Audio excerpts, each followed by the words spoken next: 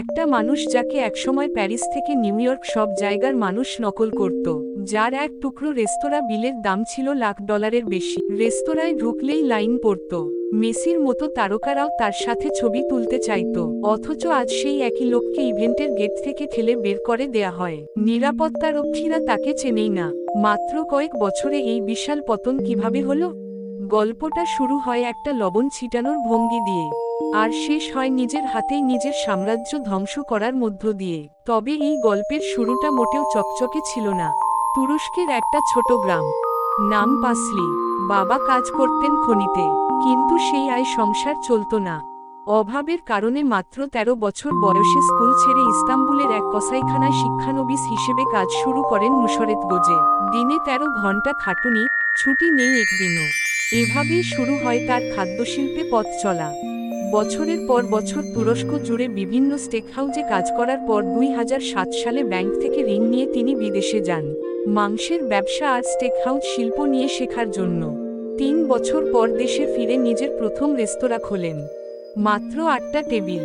শুরুটা ছোট হলেও খাবারের মান এমন নজরকাড়ে যে একজন তুর্কি বিলিয়নার নিজেই বিনিয়োগের প্রস্তাব দেন। মধ্যপ্রাচ্য জুড়ে ব্যবসা বিস্তারের সুযোগ। কিন্তু আসল মোড় আসে 2017 সালের 7ই জানুয়ারি। সাদা টি শার্ট, কালো চশমা পরে মাংস কাটতে কাটতে অদ্ভুতভাবে লবণ ছিটানোর একটা ভিডিও পোস্ট করেন তিনি। রাতারাতি সেই ভিডিও ছড়িয়ে পড়ে গোটা দুনিয়ায়। লাখ লাখ মানুষ দেখে ফেলে এক রাতেই। লবণ ছিটানোর ওই ভঙ্গিটাই হয়ে যায় ইন্টারনেটের সবচাইতে বড় মিম। আর মানুষজন তাকে ডাকা শুরু করে এক নতুন নামে, সল্ট বে। লবণ ছিটানোর সেই এক মুহূর্তেই বদলে যায় সব হিসাব। ভাইরাল হওয়ার কয়েক সপ্তাহের মধ্যেই নিউ ইয়র্ক আর লন্ডনে বিলাসবহুল রেস্তোরাঁ খোলার ঘোষণা দেন সল্ট বে। এরপর একে একে আরও অনেক দেশে। মেনুতে 15,000 টাকার বার্গার, এক ক্যান রেড বুলের দাম 1,000 টাকা, একটা ডেজার্টের দাম 3,000 টাকা, আর সবচেয়ে চমকপ্রদ 24 ক্যারেটের সোনায় মোড়ানো স্টেক, দাম প্রায় 2.5 লাখ টাকা। তারপরও মানুষ ছুটে আসত দুনিয়ার নানা প্রান্ত থেকে, শুধু খাবারের জন্য না, সল্টবেকে নিজের চোখে একবার দেখার জন্য। কিন্তু এই ক্যামেরার পেছনের গল্পটা মোটেও সোনালি ছিল না। লন্ডনের রেস্তোরাঁটা শহরের সবচাইতে বাজে রেস্তোরাঁগুলোর একটা হিসেবে পরিচিত হয়ে যায়। প্রায় 300-র বেশি রিভিউ, এর মধ্যে 167টাই জঘন্য রেটিং। কাস্টমাররা বলেছে পাগলাটে বাজে খাবার, পুরোটাই লোক দেখানো, ভেতরে কিছু নেই। নিউ ইয়র্কের বার্গার শপটাকেও শহরের সবচাইতে বাজে রেস্তোরাঁ বলে আখ্যা দেন খাদ্য সমালোচকরা। স্বাদহীন রাবারের মতো শক্ত, জুতোর তলার মতো জীবাণু কষ্ট। কিন্তু সল্টবে এইসব কখনোই গায়ে মাখেননি, উল্টো নিজেকে আইকন মনে করতে শুরু করেন। বলতেন তার কারণেই নাকি এখন প্রতিটা বাচ্চাই কসাই হতে চায়, সে নাকি একটা অনুপ্রেরণা। খাবারের মান, কাস্টমারের অভিজ্ঞতা সব পেছনে পড়ে যায়, সামনে থাকে শুধু পারফরমেন্স আর ক্যামেরা। আর এই অহংকারের প্রথম ধাক্কাটা আসে 2018 সালের সেপ্টেম্বরে। কাস্টমারদেরকে চমকে দিতে গিয়ে একটা আগুনের স্টান্ট নিয়ন্ত্রণ হারিয়ে ফেলে 4 জন মানুষ আহত হন, যার মধ্যে একজন বিদেশি ইনফ্লুয়েন্সারের শরীরের একটা বড় অংশ পুড়ে যায়। মাসের পর মাস তাকে হাসপাতালে কাটাতে হয়। অথচ সল্টবে মুখে এই বিষয়ে একটা শব্দও শোনা যায়নি, যেন কিছুই হয়নি।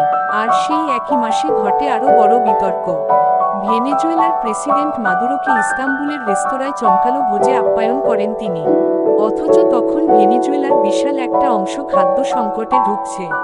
ভাবুন, যে দেশের মানুষ একবেলা খাবারের জন্য লড়ছে, সেই দেশের প্রেসিডেন্টকে সোনায় মোড়ানো স্টেক খাওয়ানো হচ্ছে। গর্ব করে ভিডিও পোস্ট করে আমেরিকান একজন সিনেটর তো সরাসরি বলেই ফেলেন, এই লোক যাকে নিয়ে এত গর্ব করছে সে আসলে এমন একটা দেশের স্বৈরশাসক যেখানে বহু মানুষ দিনে একবেলাও খেতে পারে না। বিক্ষোভ ছড়িয়ে পড়ে একের পর এক শহরে। কিন্তু সল্টবের জন্য পারফরমেন্সটাই সবসময় বড়। ক্ষমা চাওয়ার প্রয়োজন তিনি কখনো অনুভব করেননি। কিন্তু বাইরের বিতর্কগুলো ছিল হিমশৈলের চূড়া মাত্র। রান্নাঘরের দরজার আড়ালে লুকিয়ে ছিল আরও ভয়ঙ্কর এক বাস্তবতা। সাবেক এক ম্যানেজার বলেন, সল্টবের পুরো দুনিয়া ছিল শুধু ইনস্টাগ্রাম আর ফেম দিয়ে ভরা। নিজেকে সে একরকম ঈশ্বর তুল্য মনে করতে শুরু করে দিয়েছিল। একটা গ্লাস ভাঙলে বা ভুল রঙের শার্ট পরলেই চাকরি চলে যেত। লন্ডনের এক বারটেন্ডার বলেন, সেখানে কাজ করা মানে যেন প্রতিদিন একটা যুদ্ধক্ষেত্রে বেঁচে থাকা।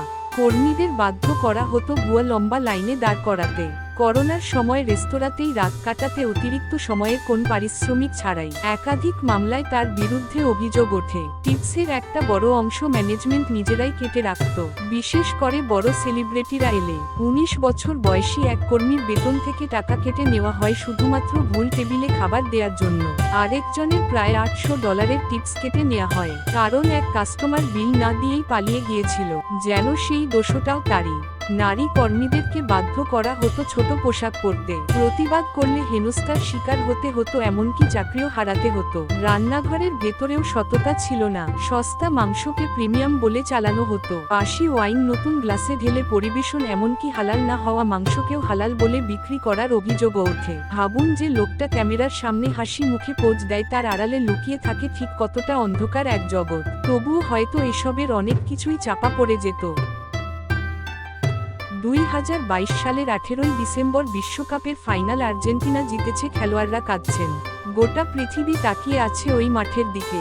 ঠিক তখন নিরাপত্তা পেরিয়ে মাঠে ঢুকে পড়েন তিনি, মেসিকে ধরে ছবি তোলার জন্য টানাটানি পর্যন্ত করেন। তারপর বিশ্বকাপের ট্রফিটা হাতে নিয়ে ছবি তুলে পোজো দেন, যেন তিনি দলেরই একজন।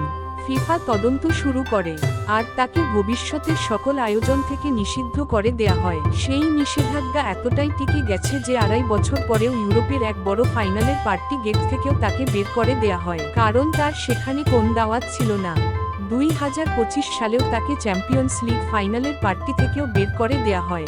নিরাপত্তারক্ষীরা তাকে ঢুকতেই দেয়নি।